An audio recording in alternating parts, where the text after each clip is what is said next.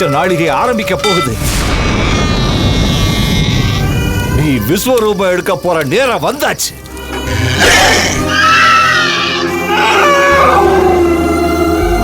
வேட்டையாடு நந்தினி, வேட்டையாடு.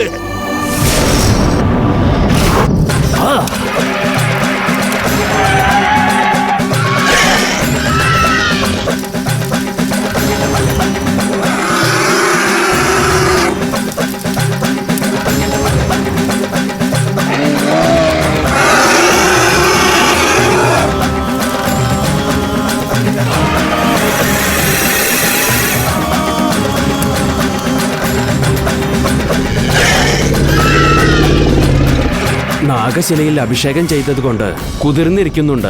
വളരെ സൂക്ഷിച്ച് ഇലയോട് ചേർത്ത് അതെടുത്ത് ഉടഞ്ഞു പോകാതെ ദേവിയുടെ കുളത്തിൽ കൊണ്ടുപോയി കലക്കണം. എങ്കിൽ മാത്രമേ നിങ്ങൾക്ക് കർമ്മം ചെയ്തതിനുള്ള ഫലം കിട്ടുകയുള്ളൂ.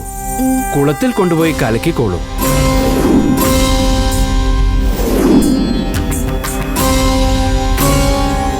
പോയിക്കോളൂ.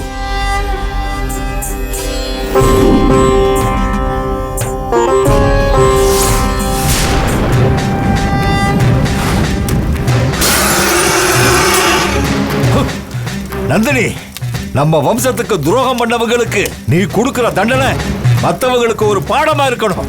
விடாத, ஒரு தலையும் விடாத. துரத்தி அடி நந்தினி, அடி, துரத்தி அடி.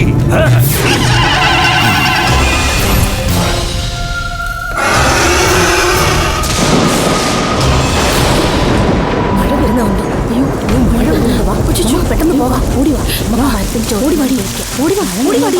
ശില, അയ്യോ മഞ്ഞാലൊക്കെ കൈയിരിക്കുന്ന ശരിയെന്ന് പറഞ്ഞിട്ട് നീ തുണിക്കകത്ത് പോകാൻ പാടില്ല. നീ പൊതിഞ്ഞു വീട് സാരിക്കകത്ത് പൊതിഞ്ഞു. എല്ലാവരും നനയാതെ നിന്നോളൂ. മഴ തോർന്നതിന് ശേഷം പോയി കലക്കാം. ശരി ശരി. എല്ലാവരും ഒന്ന് ശ്രദ്ധിച്ചോളൂ. സർപ്പശില മഴ നനയാൻ പാടില്ല. ശരി സ്വാമി.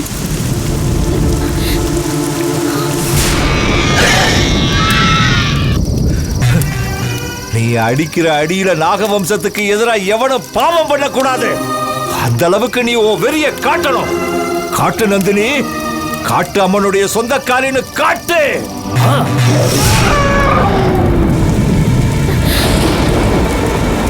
அந்த மண் நாகசிலைய அங்க உள்ள தெப்ப குளத்துல மூழ்கி கரைக்கணும். அப்படி செஞ்சா அந்த மண்ணு கரைய கரைய அந்த நந்தினி பாம்போட வெறி, ஆக்ரோஷம், கோபம், அகங்காரம், பழிவாங்க உணர்ச்சி எல்லாம் கரைஞ்சி நந்தினி மீனா மாறி அங்க உள்ள அம்மனுக்கிட்ட சரணடைஞ்சிரும்.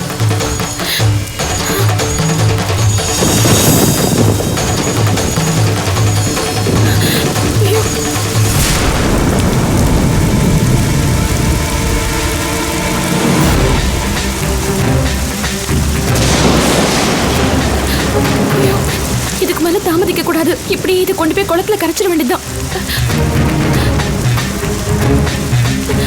கடவுளே, நீ மழைக்காத்து நனையாதே, மழை நனையாதே.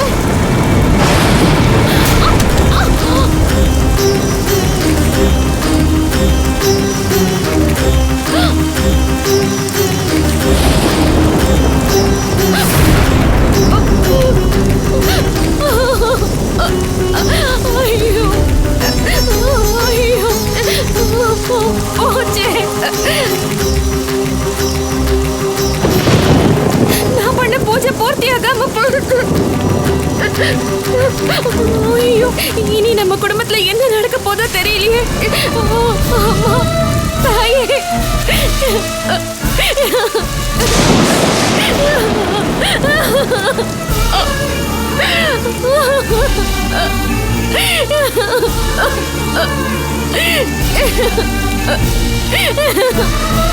என்னங்க இங்க பாருங்க எப்படி ஆயி போச்சுன்னு.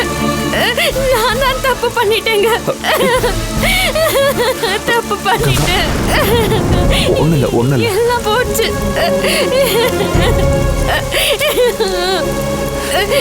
நீங்களே எல்லாம் வீணா போச்சு. எல்லாம் வீணா போச்சு பாருங்க. நான் வேணும்னு பண்ணலங்க.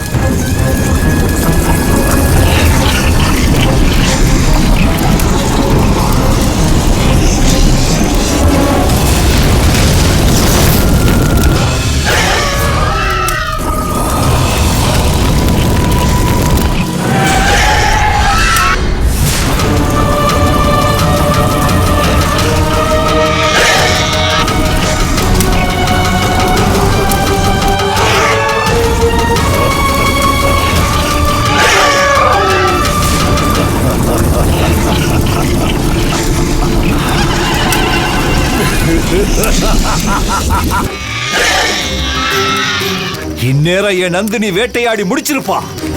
இன்னும் கொஞ்ச நேரத்துல என்ன தேடி வருவா.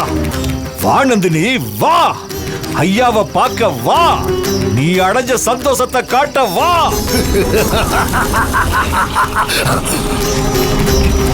நான் நினைச்ச மாதிரி இந்த அமாவாசை பூஜையால நந்தினிய வெளியே வர முடியாத மாதிரி பண்ணிட்டேன். நீ வர்றதுக்கு இவ்வளவு நேரமா? உன் வெற்றி செய்தியை கேட்கறதுக்கு இந்த ஐயா துடிச்சுக்கிட்டு இருக்கேன். வா நந்தினி வா. கங்கா பரிகார பூஜையை பண்ணி முடிச்சிருப்பா. இனி நந்தினியால வெளியே வரவே முடியாது, வர முடியாது, வரவே முடியாது.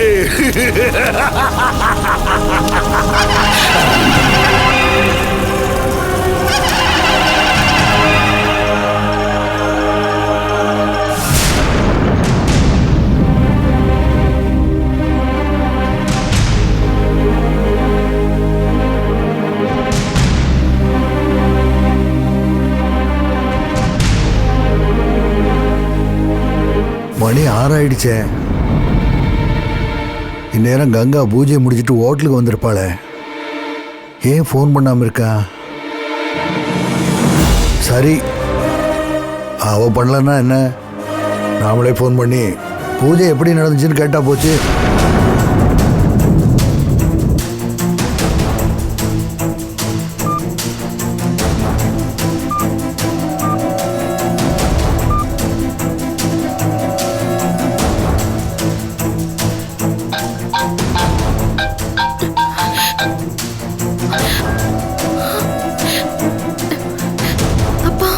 அம்மா, பூஜை எப்படி நல்லபடியா முடிஞ்சுதாம்மா?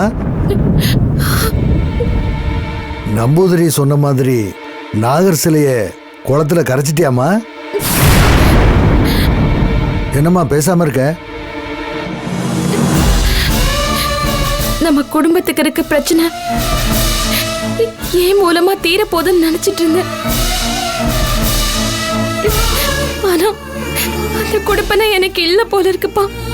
என்னம்மா சொல்ற?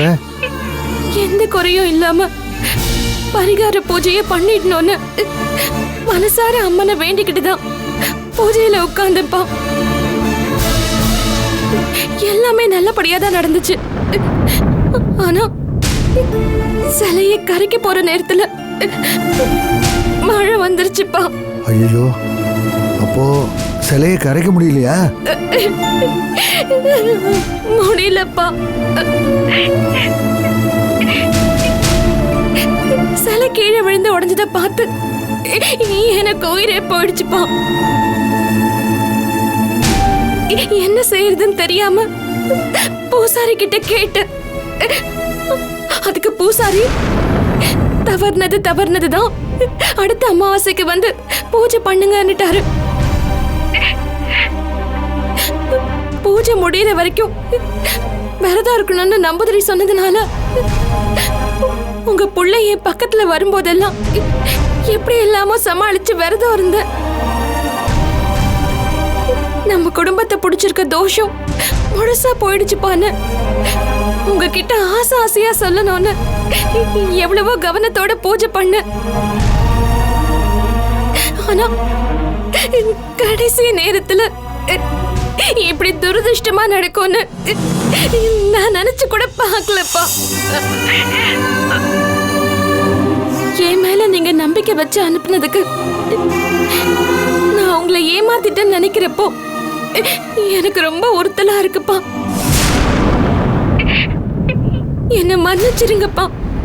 இங்க பாருமா, இதுல ஓன் தப்பு எதுவும் இல்லை. கண்ணூர் பகவதி அம்மன் தெப்ப குளத்துல கரைக்க முடியாத அளவுக்கு ஏன் பாவம் பெருசா இருக்கிறப்ப அதுக்கு நீ என்ன பண்ண முடியும்? வாழைத்தோப்பு நாகனூர்ல வாழைக்கண்ணு நட முடியாம போனப்பவே சாமியால உதவ முடியாத இடத்துல நான் இருக்கேன்னு நல்லா தெரிஞ்சுக்கிட்டேன். இருந்தாலும் நம்பூதிரி நம்பிக்கையா சொல்றாருங்கிறதுக்காகத்தான் உன்னை அங்க அனுப்பிச்சு வச்சேன். ஆனா அங்கேயே ஏமாந்ததுதான் மிச்சம். அப்பா, அடுத்த மாசம் அமாவாசை அன்னைக்கு வந்து எப்படியாவது இந்த பரிகார பூஜையை பண்ணி முடிச்சிடுறேன்ப்பா. நீங்க கவலைப்படாம தைரியமா இருங்க. நீ என்னை பத்தி கவலைப்படாதம்மா. என் பிரச்சனைக்கு வழி சொல்றதுக்கு நம்பூதிரி இருக்காரு. அடுத்து என்ன பண்ணலான்னு நான் அவர்கிட்டயே கேட்டுக்கிறேன். நீ நடந்ததே நினைச்சிட்டு இருக்காம அருணோட நிம்மதியா இருந்துட்டு வர பாரு. இல்லப்பா, அவர் வந்தது வேணும்னா ஹனிமூனுக்காக இருக்கலாம். ஆனா நான் வந்தது பரிகார பூஜைக்காக தான். அது நடக்காம போனதுனால மனசுக்கு ரொம்ப கஷ்டமா இருக்குப்பா. இந்த பாருமா, தவறி போன பூஜைய மறுபடியும் பண்ணிடலாம். ஆனா வாழ்க்கை அப்படி இல்லை. நீ அருணோட வாழ போற வாழ்க்கை தான் எனக்கு எல்லாத்தையும் விட முக்கியம். அதை மனசுல வச்சுக்கிட்டு நல்லபடியா தேன் நிலவை முடிச்சிட்டு வாமா. நான் அப்புறம் பேசுறேன்.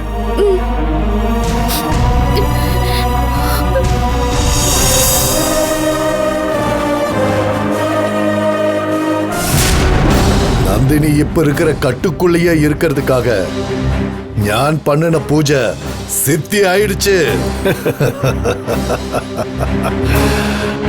நந்தினி இருக்கிற இடத்துக்கு ஞான் அனுப்பி வச்ச அக்னி நந்தினிய முடக்கி போட்டு வச்சிருக்கு. எந்த மந்திரத்தால நந்தினிய என்ன பண்ண முடியுமோ அத பண்ணிட்டேன். கங்கா அவளோட பரிகார பூஜையினால பண்ண வேண்டியதை பண்ணி அந்த நாகர் சிலைய குளத்துல கரைச்சிருப்பா.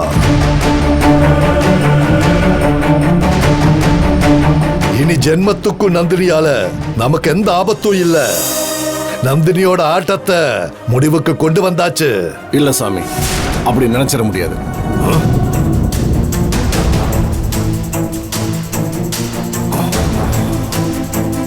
நீ என்ன சொல்ற? நந்தினிக்கு எதிராக நீங்க பண்ண வேண்டியதை பண்ணிட்டீங்க. ஆனா கங்கா பண்ண வேண்டியதை பண்ணல. என்ன சொல்ற? கங்கா நாகர் சிலைய கரைக்கல.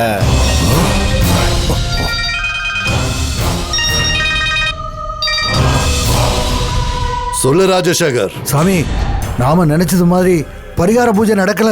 ஏன் நடக்கல? நாகர் சிலையை குளத்துல கரைக்க முடியல. கங்கா விரதத்துல ஏதாவது குறை வச்சிட்டாளா? கங்கா ரொம்ப பக்தியா இருந்ததா எல்லாம் பண்ணிருக்கா. நம்ம துரதிருஷ்டம் தான் பூஜையை முடிக்க விடாம பண்ணிடுச்சு. பிரச்சனைக்கு உண்டான தீர்வை நீங்க சொல்லியும் செய்ய முடியாம போனதுல ரொம்ப வருத்தமா இருக்கு சாமி. நீங்க தப்பா எடுத்துக்காம அடுத்தது என்ன பண்ணலாம்னு சொல்லணும். நான் யோசிச்சு சொல்றேன். அது வரைக்கும் நீ பதட்டப்படாம கொஞ்சம் பொறுமையா இரு. என்ன ஆபத்து வந்தாலும் நீங்க இருக்கீங்கிற தைரியத்துல தான் சாமி நான் இருக்கேன். நீ என்ன முழுசா நம்பிட்டு இருக்கன்னு எனக்கு தெரியும். எத்தனை தடை வந்தாலும் நின்னை காப்பாத்த வேண்டியது எந்த பொறுப்பு. ராத்திரி முழுக்க பூஜையில இருந்ததுனால இப்ப நான் கொஞ்சம் டயர்டா இருக்கேன். உன்கிட்ட நான் அப்புறமா பேசுறேன். சரி சாமி, அப்புறம் பேசுறேன். பரிகார பூஜையில நந்தினி பாம்பு மீனா உருமாத்தி அம்மன்ட்ட தஞ்சமடைய வச்சு நாம தப்பிச்சலான்னு கணக்கு போட்டுதான் இந்த பூஜையே பண்ண சொன்னீங்க. இப்ப அது நடக்காம போச்சு. இனி இந்த பூஜையை பண்றதா இருந்தா அடுத்த அமாவாசை அன்னைக்கு தானே பண்ண முடியும். சொல்லுங்க சாமி, இப்ப என்ன பண்ண போறோம் சாமி? இடையில ஏதாவது பண்றதுக்கு வழி இருக்கா? இல்ல அமாவாசை வரைக்கும் காத்துட்டு இருக்கிறது ஒண்ணுதான் வழியா? அமாவாசை வரைக்கும் காத்துட்டு இருக்க முடியாது. நம்மளை காப்பாத்திக்கிறதுக்காக உடனே நாம நடவடிக்கையில இறங்கி ஆகணும். என்ன பண்ணணும்னு சொல்லுங்க, உடனே பண்ணிடலாம். நான் சொல்ல போறத கேட்கறதுக்கு கஷ்டமா தான் இருக்கும். ஆனா அத பண்றத தவிர வேற வழி இல்ல. நாம தப்பிக்கிறதுக்கு கஷ்ட நஷ்டம் எல்லாம் பார்க்க கூடாது. நந்தினிட்ட இருந்து நம்மளை காப்பாத்திக்கிறதுக்கு என்ன வேணாலும் பண்ணலாம். நீங்க எதுவா இருந்தாலும் சொல்லுங்க. நீங்க சொல்ல போறத நான் செய்வேனா மாட்டேன் தானே யோசிக்கிறீங்க. மற்ற விஷயத்துல நான் முன்ன பின்ன இருக்கலாம். ஆனா உங்க விஷயத்துல ஏன்னு கேட்காம செய்வேன். சொல்லுங்க, என்ன செய்யணும்? கங்காவை கொலை பண்ணணும். கங்கா ராஜசேகரோட மருமக. அருண் கங்காவோட நல்லபடி வாழணும் தான் ராஜசேகர் இவ்வளவும் பண்ணிட்டு இருக்காரு. கங்கா அந்த குடும்பத்துக்காக எவ்வளவோ தியாகம் பண்ணிட்டு இருக்கா. எல்லாத்தையும் தெரிஞ்சிருந்தோம் இப்படி சொன்னா எப்படி சாமி? கங்கா அரண்மனைக்கு மருமகள் ஆகணும்னு வழி சொன்னவனே ஞான் தான். அப்படிப்பட்ட ஞானே இப்படி ஒரு முடிவுக்கு வந்திருக்கேனா அதுக்கு காரணம் இருக்கு. கங்காவால பரிகார பூஜைய பண்ண முடியாம போனதால நந்தினி விஷயத்துல நமக்கு முழு வெற்றி வரல. இந்த நிலைமையில நந்தினி எப்ப வேணாலும் அவளுக்கு போட்டிருக்கிற கட்டை உடைச்சிட்டு வெளியில வருவா. அப்படி வந்தா அவ கங்கா மேலதான் ஏறுவா. ஏன்னா கங்கா ரத்தத்துக்குள்ள மட்டும்தான் நந்தினி கலக்கணும்னு கங்கா நந்தினி கிட்ட சத்தியம் வாங்கியிருக்கா. விச்சு, கங்கா நல்ல பொண்ணாச்சுன்னு பாவம் பார்க்காத, வாழ வேண்டியவளாச்சுன்னு இறக்கப்படாத. நந்தினி கிட்ட இருந்து நாம தப்பிக்க பரிகாரம் பண்ற மாதிரி நினைச்சு கங்காவை கொலை பண்ணிடு. நாம தப்பிக்கிறதுக்காக கங்காவை கொலை பண்றோம்னு வச்சுக்கோங்க, இதுக்கு ராஜசேகர் சம்மதிப்பாரா? இந்த விஷயம் ராஜசேகருக்கு தெரியவே கூடாது. கங்காவை தம் பொண்ணு மாதிரி நினைச்சிட்டு இருக்கிறவன் கங்காவை கொல்றதுக்கு ஒரு காலம் ஒத்துக்க மாட்டான். ராஜசேகருக்கு தெரியாம தான் கங்காவை கொலை பண்ணணும். கங்காவோட உயிர் போறத பத்தி யோசிச்சேன்னா நீ, ஞான், ராஜசேகர், மாதவின்னு 4 பேரோட உயிர் போயிடும். நந்தினி கங்காவுக்குள்ள புகுந்து குமார கொலை பண்ண மாதிரி சுலபமா நம்மள எல்லாரையும் பழி வாங்கிடுவா. நந்தினி நம்மள பழி வாங்காம இருக்கணும்னா கங்கா உயிரோடு இருக்க கூடாது. அதுக்காகத்தான் கங்காவை கொல்ல சொன்ன. நம்மள பத்தின ரகசியத்தை தெரிஞ்சிட்டு வந்து கேள்வி கேட்ட டிடெக்டிவ் திவாகர ஏன் மந்திர சக்தியால மேல அனுப்பின மாதிரி கங்காவையும் என்னால அனுப்ப முடியும். அரண்மனையில கடைசியா பூஜை பண்ணப்ப எந்த மந்திர சக்தியால கங்காவுக்கு எந்த ஆபத்தும் வராதுன்னு அருணுக்கு நான் சத்தியம் பண்ணி கொடுத்திருக்கேன். அதனால தான் ஒன்ன பண்ண சொல்றேன். 4 பேர் உயிரை காப்பாத்த கங்கா உயிரை காவு கொடுக்கறதுல தப்பே இல்லை. பிச்சு, இதுல உனக்கு ஏதாவது கஷ்டம் இருந்தா சொல்லு. இந்த காரியத்தை முடிக்கிறவங்க வேற யாருக்கிட்டையாவது கேட்டு பண்ணிக்கிற. என்ன சாமி, நான் இருக்கும்போது நீங்க எதுக்கு வேற ஒருத்தர்கிட்ட போய் நிக்கணும்? அப்போ நீ பண்றியா? பண்றேன். பார்வதிபுரத்தோட பிரச்சனை கங்கா உயிரோட முடியுதுன்னா அதை பண்ணிதான் ஆகணும். பார்வதியை நான் தான் என் கையால கொளுத்தினேன். இப்ப கங்காவையும் என் மூலமாவே அனுப்பி வைக்கிறேன். விச்சு,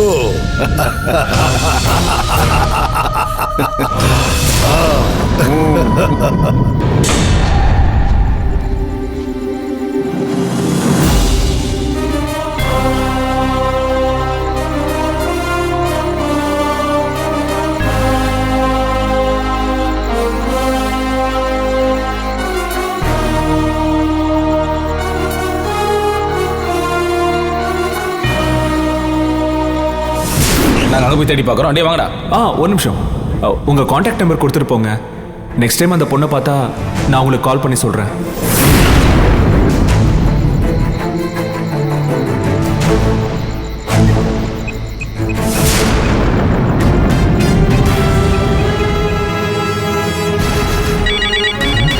யாரா ஃபோன் பண்ணுறது?